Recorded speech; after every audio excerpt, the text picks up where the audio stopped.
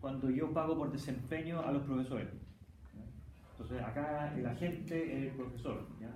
¿Cómo medimos desempeño? A través de alguna medida de desempeño que eran estos puntajes de rendimiento educacional. Entonces a un grupo de profesores se les pagó por desempeño, al otro grupo de profesores también. Lo único que cambia es el framing, ¿ya? Es cómo se presenta ese incentivo. ¿Ya? En un grupo de tratamiento, el incentivo era presentado de la siguiente manera: si tú haces bien la pega, yo te pago más. Esa era más o menos la idea. O sea, fíjense que no es necesario aprenderse cómo era el contrato específicamente, ya los parámetros del contrato, no, pero intuitivamente el contrato era: si te va bien, yo te pago, como un bono por hacer bien la pega. El otro grupo de tratamiento era un pago por desempeño también, pero estaba presentado de manera negativa, un framing negativo, y era de la siguiente manera: si tú lo haces mal, yo te castigo. O sea, tú pierdes algo, ¿ya? En un grupo de tratamiento tú pierdes algo, y en el grupo de tratamiento tú ganas algo que no tienes, ¿ya? Toda la idea de esta parametrización de los contratos es que en valor esperado ambos contratos son equivalentes, no, ni siquiera en valor esperado, matemáticamente ambos contratos son equivalentes en términos de plata. O sea, dado un rendimiento, al final del periodo tú debes recibir la misma plata en uno que en otro. Lo único que cambia es framing, ¿ya? Framing positivo versus framing negativo. ¿Qué es lo que pasó al final entonces? Con el rendimiento del estudiante en uno y otro tratamiento. El negativo, el framing negativo tenía más efectos positivos sobre los estudiantes. ¿Ya? ¿Y por qué? Porque acá entraba el tema de aversión a la pérdida. ¿Cómo funcionaba los aversion?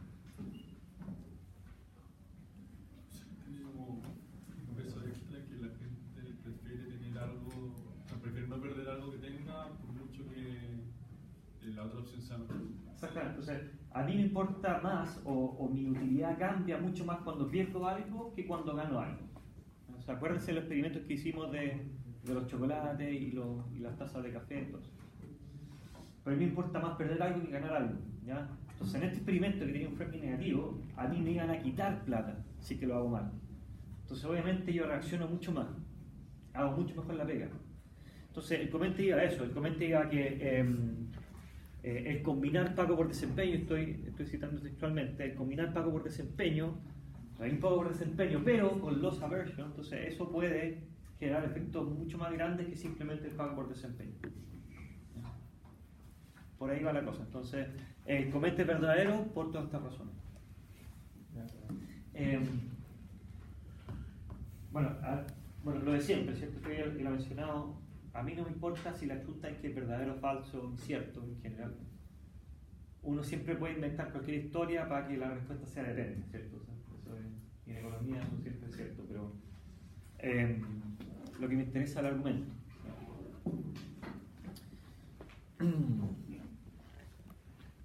¿Está grabando? Sí. Parte de, entonces,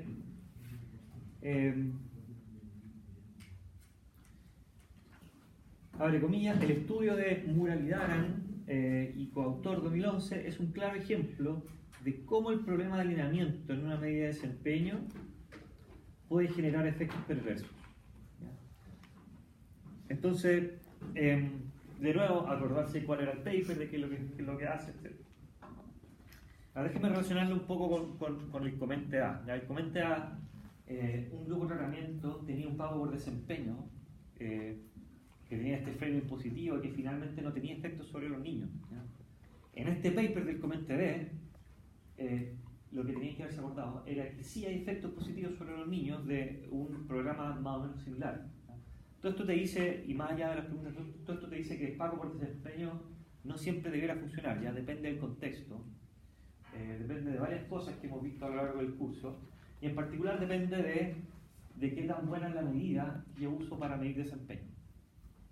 Entonces, después del break vamos a hablar un poquito más de alineamiento y escala, ¿ya? Pero la idea es que si una medida está completamente desalineada o tiene problemas de alineamiento severo, entonces esa medida está incentivando ciertas actividades, ciertas acciones por parte de la gente que no contribuyen a la producción, ¿cierto?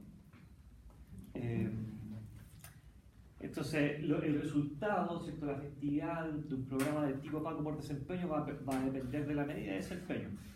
Y a eso va el Comente B. Y el Comente B dice, este estudio es un ejemplo de cómo un programa de alineamiento puede generar efectos perversos. Entonces, en ese sentido, a lo que va el Comente está bien, es verdadero, una medida puede generar problemas de alineamiento. Sin embargo, en el contexto de ese paper, no tenemos eso, ¿ya? Y precisamente porque en ese paper nosotros encontramos que un pago por desempeño a los profesores sí generaba efecto en aprendizaje sobre los niños, ¿ya? Y eso me indica que tal vez la medida o no tenía problemas de alineamiento o los problemas de alineamiento eran relativamente menores, ¿ya? Entonces no es un ejemplo por el cual uno citaría para ilustrar un problema de alineamiento, porque efectivamente ahí funcionó la medida. Entonces, con todo, la respuesta debería ser falso. De nuevo, uno siempre puede inventar historias para que la cosa sea depende, pero yo hubiera respondido falso, dado que la medida que se usó en ese paper probablemente no afecta a problemas de alineamiento, porque finalmente se observó que los niños sí mejoraron su aprendizaje. Es decir, los profesores sí hicieron mejor la pega, ¿ya? Por lo tanto, la medida sí incentivaba a las acciones que contribuyen a la producción. ¿Se entiende la discusión? Entonces, claro, es un tema o sea, condición necesaria es acordarse del paper, ¿ya? Entonces, ¿ya? Y luego tratar de aplicarlo, tratar de relacionarlo con la materia, y para eso tienes que entender bien los problemas de alineamiento y escala. Y algo de eso también tenía el paper. Bueno,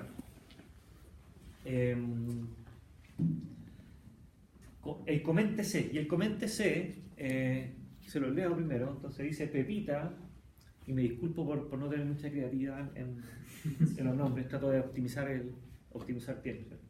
Pepita, que está leyendo el libro, bla bla bla, da lo mismo, le pregunta a Pepito, y acá yo pongo una frase que la vimos en clase. Entonces esto lo vimos en clase. Esto no salía en ningún paper, pero estaba en clase y lo discutimos y vimos ejemplos. Y las frases dice: What do sumo wrestlers have in common with school teachers? O sea, da lo mismo que no se sepa la traducción y nada, pero esa frase, la frase en inglés la vimos en clase. ¿Qué es lo que tienen en común los luchadores de sumo con los school teachers? O sea, toda la idea es que, y salía en ese libro, que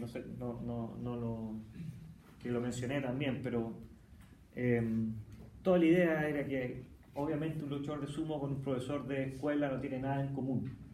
Yo creo que la intersección de esos conjuntos probablemente sea así, ¿ya? A ver que en Japón hay un luchador de sumo, este profesor, pero toda la gracia era que son dos tipos de trabajo totalmente distintos. ¿Pero qué es lo que tienen en común? Tienen en común que los dos hacen trampa, ¿ya? Eso era como lo inmediato, ya los dos hacen trampa, lo vimos en clase. En clase vimos que el luchador de sumo hacía trampa de una manera y los profesores en ciertos casos hacían trampas de otras maneras, ¿ya?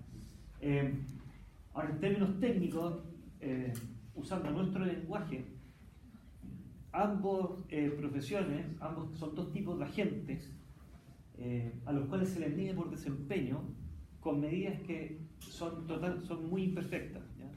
Tienen mucho ruido, desalineada, porque precisamente todas estas medidas de desempeño que se usan para medir performance en estos dos casos responden a acciones tipo trampa, ¿cierto? En el caso de los sumos, ¿cierto? Si la persona se ponía de acuerdo con el otro sumo, entonces podía subir su desempeño. Entonces es una medida que está desalineada, ¿no? Lo mismo pasaba con el caso de los profesores, de school teachers, donde ahí mencioné algún ejemplo por ahí de que los profesores, por ejemplo, cambiaban la misma respuesta de los alumnos, ¿ya? Entonces esa medida tiene un problema de alineamiento porque está sujeta a la trampa, se responde a este tipo de acciones que no contribuyen a la producción. ¿Qué es lo que tienen en común entonces? Tienen en común de que ambos agentes son medidos por una medida de producción, por medidas de desempeño que están desalineadas, ¿ya? Y que incentiva a la trampa finalmente. ¿Alguna pregunta? ¿Dudas? ¿Todo bien? Sí. eso. Entonces, A, B y C tenían que ver más que nada con el tema de cómo mido desempeño y los efectos de pago por desempeño. Entonces, pasando a otro tema completamente distinto, o al menos no tan relacionado, el comente D. ¿Ya? Y ahí el comente D es básicamente una pregunta de control tipo. ¿Ya? Te muestro una figura, te menciono el paper, de nuevo, entonces acordarse del paper, acordarse cómo era el experimento y cuáles eran las lecciones principales, y luego te hago comentar algo respecto a ese paper. Y dice lo siguiente, dice la figura 1 muestra cómo se reparten las ganancias principal y agente. Entonces la figura 1 muestra la utilidad del agente y la utilidad del principal, los profits del principal. En el paper de Brown y coautores 2004. Desde la figura se concluye que la repartición en ICF es más igualitaria debido a que los principales fueron más benevolentes. Creo que este comentario tal vez era más difícil porque tiene varias cositas. ¿Ya? Primero, acordarse cómo era el experimento. ¿Ya? Y ahí hay que acordarse bien cómo era el experimento, no a grosso modo. ¿Cómo era el experimento? ¿Quién se acuerda? O sea, habían 3 tipos de tratamiento. ¿Ya? Yo creo que ahora se van a acordar mejor. Estaba el tratamiento C, de contratos completos. ¿Se acuerdan ya? ¿Qué es lo que pasaba en ese tipo de tratamiento? Yo principal estoy buscando un agente para producir, ¿ya? En el contrato tipo C, si tú me prometes un nivel de esfuerzo 10, eso se cumple automáticamente, ¿cierto? En los tipos de tratamiento ICF y en ICR, eso no necesariamente se cumple. O sea, tú me puedes prometer algo, o yo te sugiero, oye, produce 10, tú puedes decir ya, ok, en la segunda etapa tú me puedes traicionar. La diferencia entonces entre ICF y ICR, a pesar de tener esto en común, la diferencia es que en ICF, ¿qué es lo que pasaba? ¿Ah? ¿Qué es lo que pasa en ICF relativo a ICR? Voy a hacer el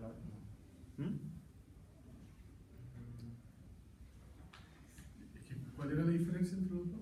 Esa es la pregunta.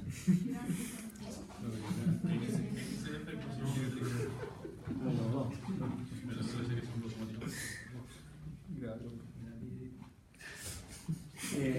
Tiene que ver más con lo que dijo acá la compañera.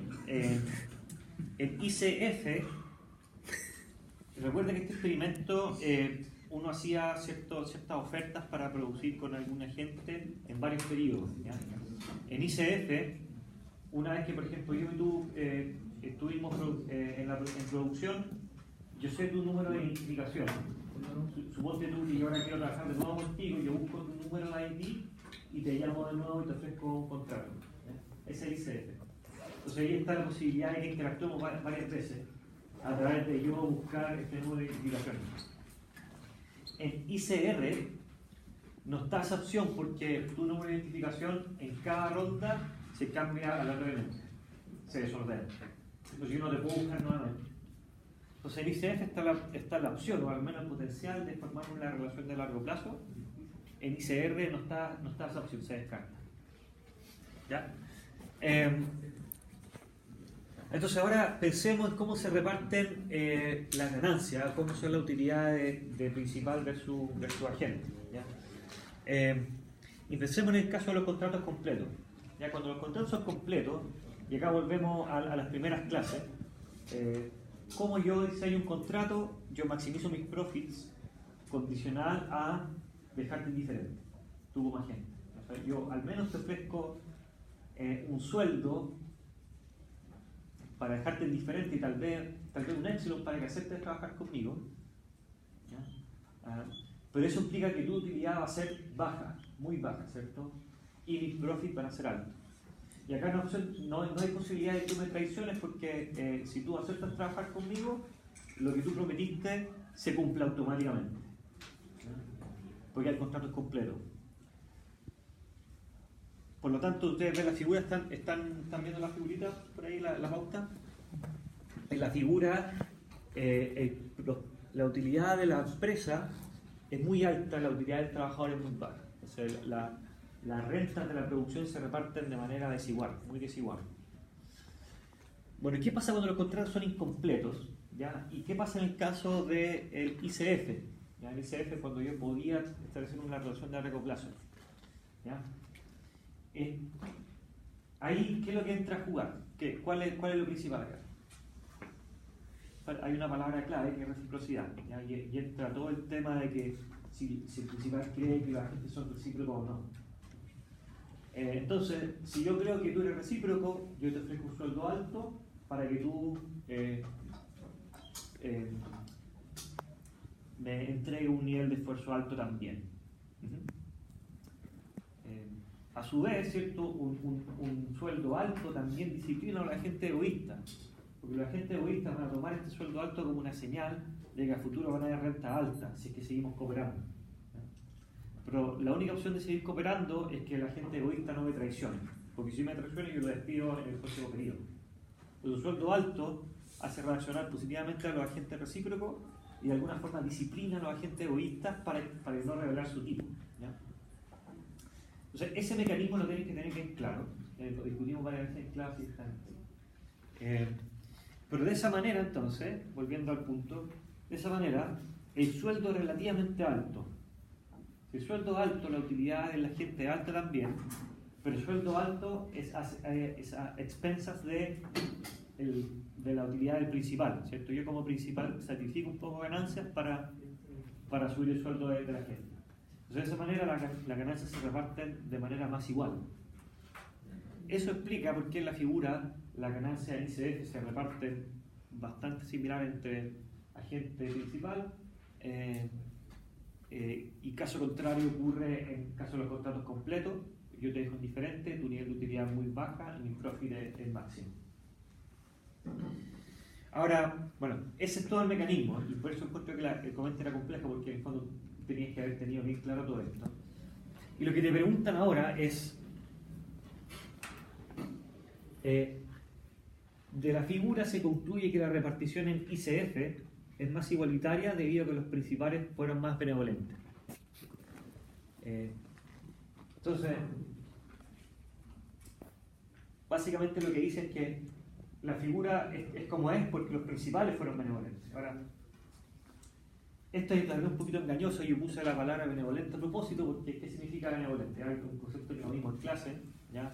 Me imagino que lleva un poco a la confusión. Lo más importante acá es que no importaba cómo fuera el principal. El principal puede ser egoísta, puede ser recíproco, o cualquier adjetivo que ustedes quieran poner, benevolente, pues cualquier cosa. ¿Ya? Lo más importante es cómo el principal cree que son los agentes. Eso es, si el principal cree que hay una buena opción de que el agente que tengo frente mío es recíproco, entonces yo voy a ofrecer un sueldo alto. Si yo creo que todos son egoístas, con probabilidad 1 yo voy a ofrecer un sueldo bajo de partida. ¿Ya? Y eso no tiene que ver con que yo como principal sea egoísta o recíproco. ¿Ya? Puedo perfectamente ser egoísta. ¿Ya? Yo estoy maximizando mi propia utilidad. Pero si yo creo que la otra persona es recíproca, yo le voy a ofrecer un sueldo alto.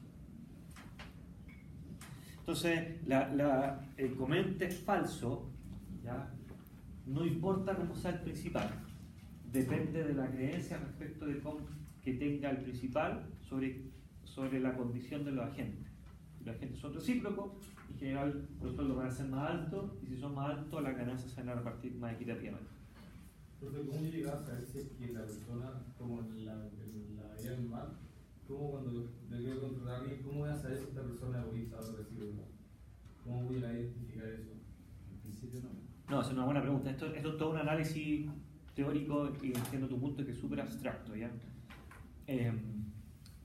Pero varias cosas acá. Uno, es muy difícil verlo en la práctica, pero la gracia del estudio es que te muestra evidencia empírica que al parecer sí sería un factor, porque de otra manera los salarios no serían altos, ¿ya?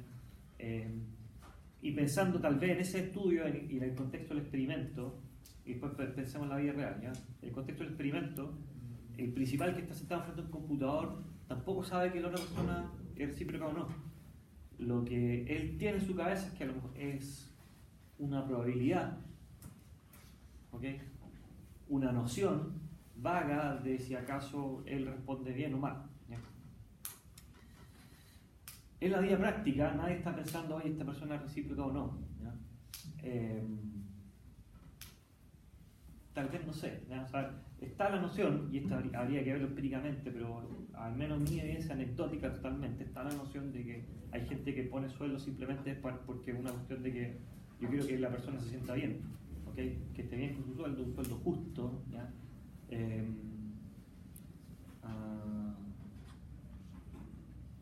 Y yo no tengo idea cómo va a reaccionar la otra persona en la vida práctica, tú no sabes nada de la vida práctica. Pero al menos en el estudio, a veces se demuestra que las personas reaccionan como predice la teoría.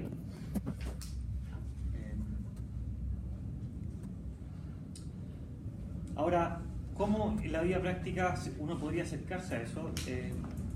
Toda la idea de reclutamiento y políticas de reclutamiento, y toda la idea de tener psicólogos para hacer todas estas entrevistas de trabajo, de alguna u otra manera tratan de acercarse a ese concepto, tratan de buscar gente que sea bien receptiva con la cultura de la empresa, sea bien receptiva, que tenga ganas de aprender, o sea, todas esas cosas tal vez se acerquen un poquito al concepto de reciprocidad, ¿ya? Entonces, yo creo que la gente de alguna forma busca eso, y nosotros lo definimos como reciprocidad, pero es una cuestión mucho más general, de cómo los trabajadores sienten, cómo se sienten trabajando en una empresa, ¿ya? Esa es mi impresión.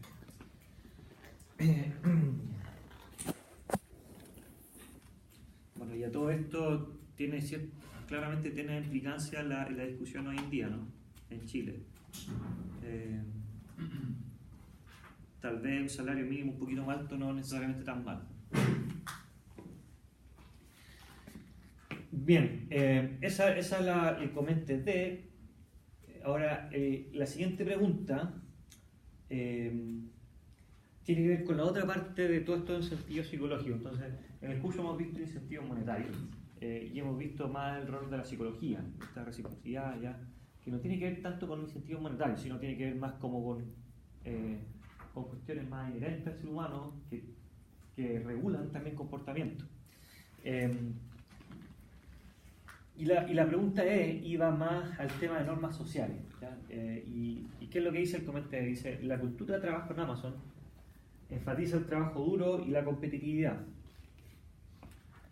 Tú puedes trabajar largo, duro, inteligentemente. En Amazon no puedes escoger solo de estas tres. Y eso era una cita al CEO de Amazon. Y la pregunta es, esta última frase indica que Jeff es un CEO egoísta.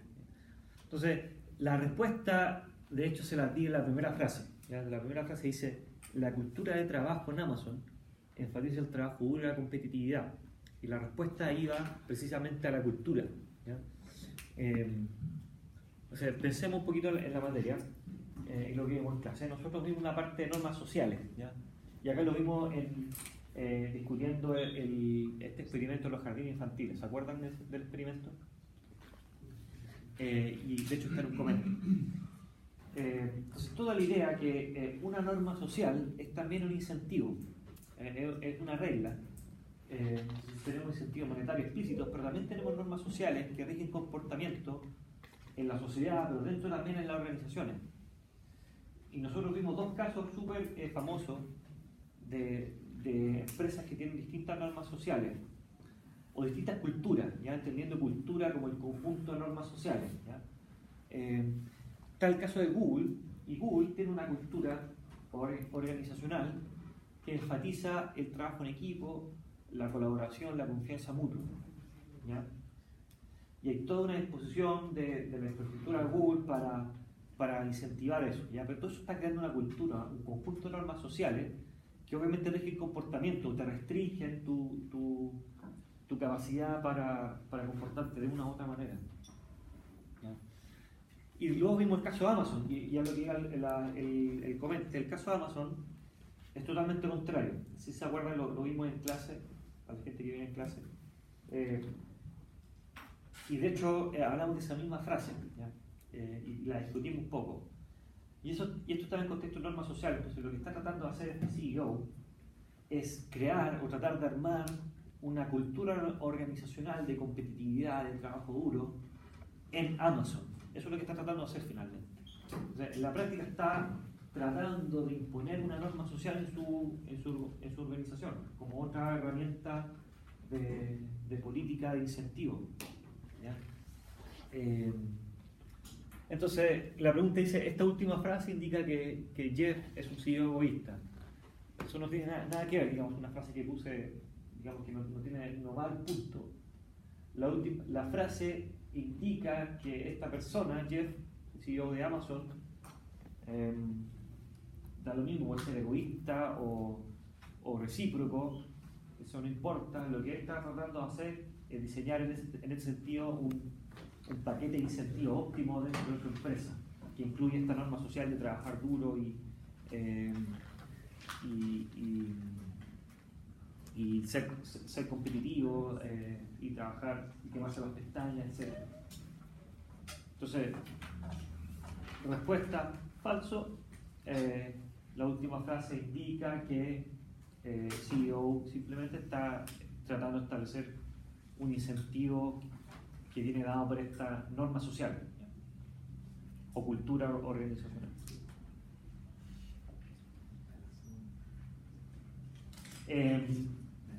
Bueno, y muchas veces esta cultura en una organización puede ser incluso más poderosa que cualquier incentivo monetario. Y ahí nosotros vimos el ejemplo de los jardines infantiles, que vamos a discutir en este último comentario, ¿ya?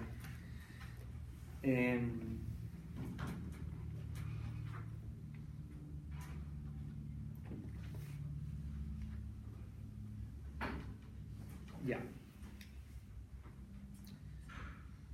La parte F dice la figura 2 muestra un extracto de la figura 4 del paper de Fair y Falk. Entonces, de nuevo, aprenderse bien cuál es el paper al que me estoy refiriendo, ¿ya? Y la figura dice sugiere que apelar a la reciprocidad de los agentes puede resolver un potencial problema de multitasking y alineamiento. La pregunta en sí no es tan compleja, ¿ya? De hecho está bien, es básicamente explicar cuál es la principal conclusión de ese gráfico, nada más. Obviamente la dificultad está en acordarse de la discusión que tuvimos en clase respecto de ese gráfico, ¿ya? Eso lo veo yo. Entonces, primero acordarse cómo era el experimento. Ya, el experimento funciona así. ¿Quién me presta un lápiz? Nunca traigo lápiz, perdón. Sí, claro, lápiz de pizarra. Lápiz de pizarra, nada que. Sí, gracias. Tiene uno más. Todo eso más o menos. Funcionaba así. Acá habían dos tipos de pago por desempeño. Dos tipos de tratamiento. Tratamiento 1 funcionaba de la siguiente manera. Para ambos tipos de tratamiento tenemos que la producción depende de dos tipos de actividades, ya en una función de, digamos, una función f de A1 y A2. Una función cualquiera, ¿ya? Pero la idea es que la producción depende de dos tipos de actividades, ¿ya? En el grupo de tratamiento 1 había un pago por desempeño, pero esta medida, y ocupaba una medida para medir desempeño, pero esta medida dependía solamente de una acción, ¿ya? Entonces, para respetar la nomenclatura del paper, hablemos en vez de E, a E, ¿ya? Pero da lo mismo. la medida de desempeño entonces dependía de una acción y no de la otra. Y nosotros sabemos entonces que acá la gente finalmente va a producir solamente de esa acción, en términos teóricos. Y empíricamente ustedes ven que ese grupo de tratamiento tiene un nivel de esfuerzo para E1 muy alto y para E2 muy bajo. Y eso sale en la figura. Ya, y el grupo de tratamiento 2 era algo similar a lo que voy a explicar ahora, ¿ya? Era básicamente un sueldo fijo, ese, pero donde la idea era más bien apelar a la reciprocidad de los agentes, ¿ya? Entonces, si yo creo que la gente que no vive frente mío es recíproco, yo le voy a ofrecer un sueldo alto, ¿ya? Pero si eso pasa y la gente es recíproco, el agente va a producir tanto de E1 como de E2. ¿Ya?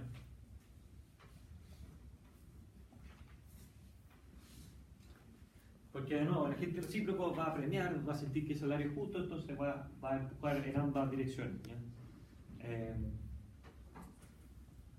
Y lo que se ve en la figura es que ese grupo de tratamiento tiene niveles de esfuerzos que son tal vez promedio, pero en donde los niveles de esfuerzo son prácticamente iguales a través del tiempo. Son dos figuras que están dos líneas que están casi sobrepuestas. No sé si pueden ver ahí la figura. Entonces el comente dice, mira,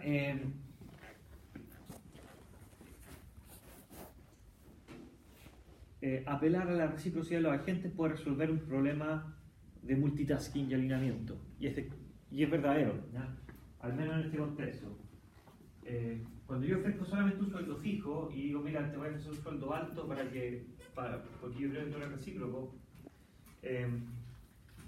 ya deja de haber problemas de alineamiento porque finalmente hay un incentivo para que tú subas ambos tipos de esfuerzo. Acá hay un problema de alineamiento claro, porque la medida incentiva a un tipo de esfuerzo y no al otro. ¿Ya? Entonces, esta es una forma de cómo apelar a la reciprocidad de la gente puede resolver un problema de alineamiento, de multitasking. ¿Sí? ¿Alguna duda, pregunta? Ya, y rápidamente damos el último comentario antes de que nos vayamos a un pequeño recreo.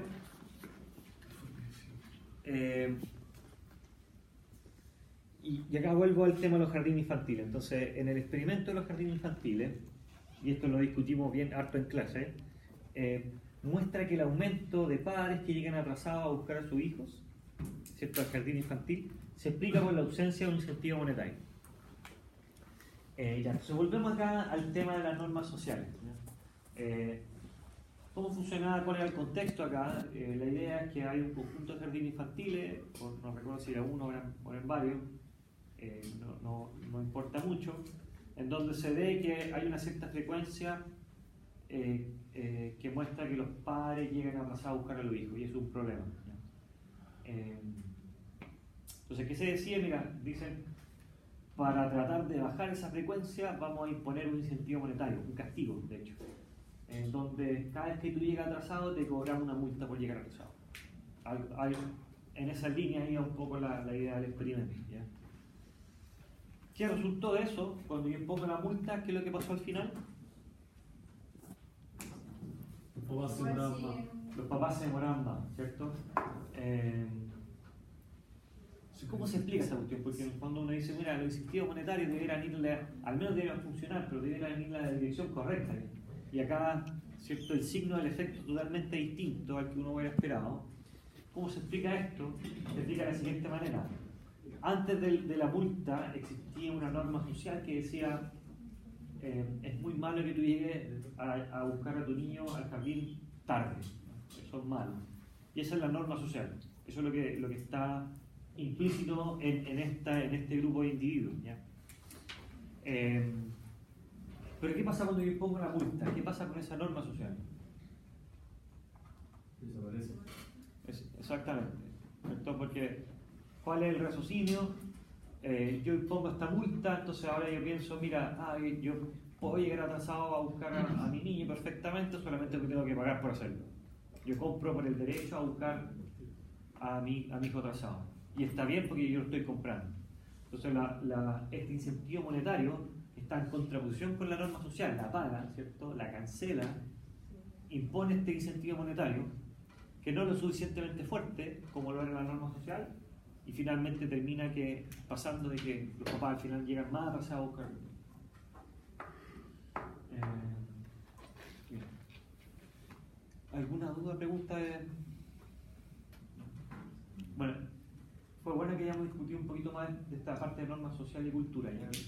Creo que no mucha gente lo tenía muy claro. Y los puntajes de todas estas preguntas están muy bajos. Entonces, revisen de nuevo la pregunta. Vamos a un recreo y volvemos a la parte.